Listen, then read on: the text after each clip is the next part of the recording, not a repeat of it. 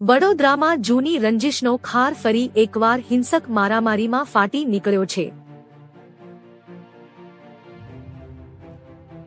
Roopam cinema પાસેના ભાટવાડા વિસ્તારમાં ડીજેના wire નીકળી જવા જેવી સામાન્ય બાબતે માથાકૂટ થઈ હતી, પરંતુ મામલો એટલો વણસ્યો કે 10 થી 15 લોકોના ટોળાએ એક જ પરિવારના 3 સભ્યોને ઘેરીને ઘાતકી રીતે માર માર્યો।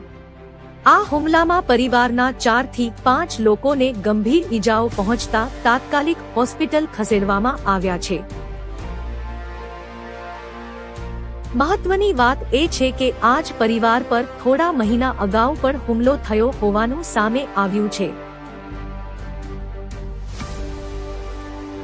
અગાઉની મારામારીના સનસનાટીભર્યા સીસીટીવી ફૂટેજ પણ હવે સામે આવ્યા છે।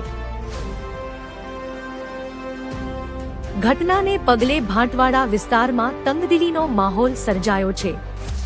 સમગ્ર મામલે પોલીસે તપાસ શરૂ કરી છે અને હુમલાખોરો સામે કાયદેસરની કાર્યવાહી હાથ ધરવામાં આવી રહી છે।